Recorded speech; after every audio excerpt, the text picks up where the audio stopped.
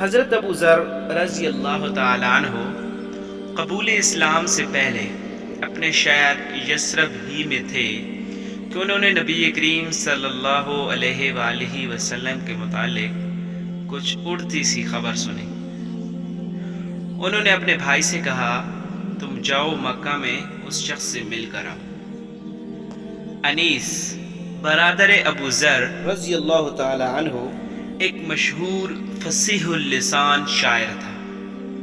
وہ مکہ میں آیا، نبی کریم صلی اللہ علیہ وآلہ وسلم سے ملا، پھر بھائی کو جا کر بتایا کہ میں نے محمد صلی اللہ علیہ وآلہ وسلم کو ایک ایسا شخص پایا جو نیکیوں کے کرنے اور شر سے بچنے کا حکم دیتا ہے۔ حضرت ابو ذر رضی اللہ تعالی عنہ بولے، اتنی سی بات سے تو کچھ تسلی نہیں ہوگی۔ آخر خود پیدل چل کر مکہ پہنچے۔ حضرت ابو ذر رضی اللہ تعالی عنہ کو حضور صلی اللہ علیہ وآلہ وسلم کی شناخت نہ تھی اور کسی سے دریافت کرنا بھی وہ پسند نہ کرتے تھے۔ زمزم کا پانی پی کر کعبۃ اللہ ہی میں لیٹے رہے۔ حضرت علی مرتضیٰ رضی اللہ تعالی عنہ آئے، انہوں نے پاس کھڑے ہو کر کہا، یہ تو کوئی مسافر معلوم ہوتا ہے۔ ابو ذر رضی اللہ تعالی عنہ بولے، ہاں۔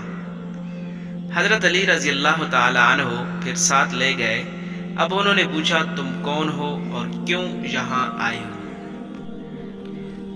حضرت ابو ذر رضی اللہ تعالی عنہ نے کہا، راز میں رکھو تو میں بتا دیتا ہوں۔ حضرت علی رضی اللہ تعالی عنہ نے وعدہ کیا۔ حضرت ابو ذر رضی اللہ تعالی عنہ نے کہا، میں نے سنا ہے کہ اس شہر میں ایک شخص ہے جو اپنے آپ کو نبی بتاتا ہے۔ میں نے اپنے بھائی کو بھیجا تھا، وہ یہاں سے کچھ تسلی بخش بات لے کر نہ گیا، اس لیے میں خود آ گیا ہوں۔ حضرت علی رضی اللہ تعالی عنہ نے کہا، تم خوب آئے اور خوب ہوا کہ مجھ سے ملے۔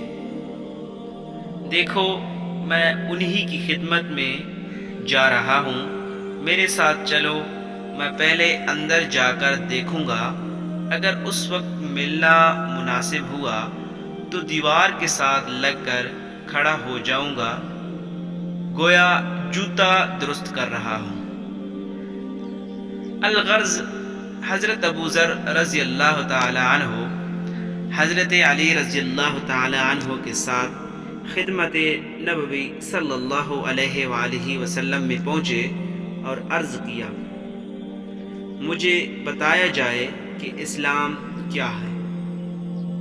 حضور اقدس صلی اللہ علیہ وآلہ وسلم نے اسلام کی بابت بیان فرمایا اور حضرت ابو ذر رضی اللہ تعالی عنہ اسی وقت مسلمان ہو گئے۔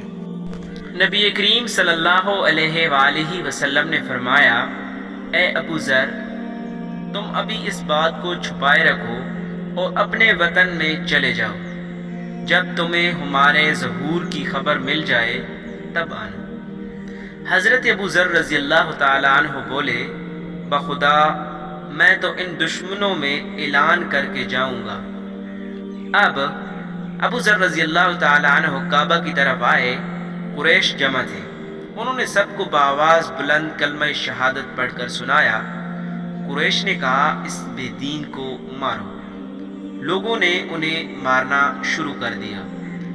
اتنے میں حضرت عباس رضی اللہ تعالی عنہ آ گئے۔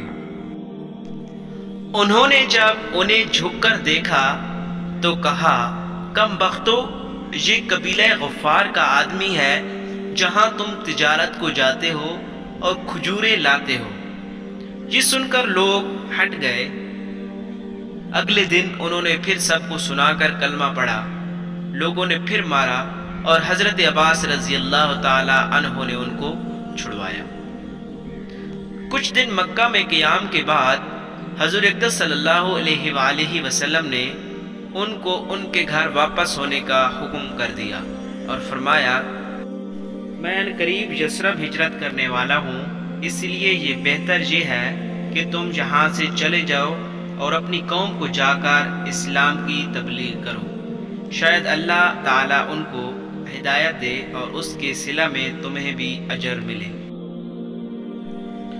انہوں نے آپ صلی اللہ علیہ وآلہ وسلم کا ارشاد پاتے ہی روانگی کی تیاری شروع کی، اور وطن کا سفر شروع کرنے سے پہلے اپنے بھائی انیس سے ملے۔ انہوں نے پوچھا کیا کر کے آئے ہو؟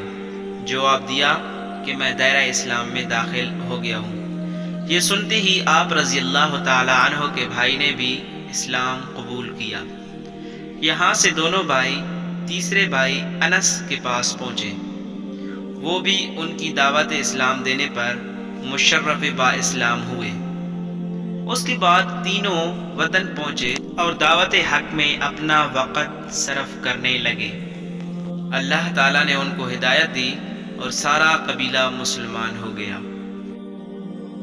سبحان اللہ، سبحان اللہ۔ دیکھیں صحابہ اکرام رضوان اللہ علیہم اجمعین نے اسلام کے لیے کتنی قربانیاں دی ہیں، اور آج ہم کیا کر رہے ہیں؟ ہم نے کیا کیا اسلام کے لیے؟ کیا کارنامہ سر انجام دیا؟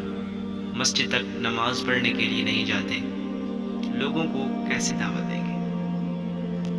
آج ہم صرف نام کے مسلمان رہ گئے ہیں، صرف نام کے، ہمارے اندر بالکل عمل نام کی کوئی چیز ہی نہیں ہے۔ اللہ تعالیٰ ہم سب کو ہدایت دے اور دین اسلام کی خدمت کرنے کی صحیح معنوں میں توفیق عطا فرمائے۔ آمین ثم آمین۔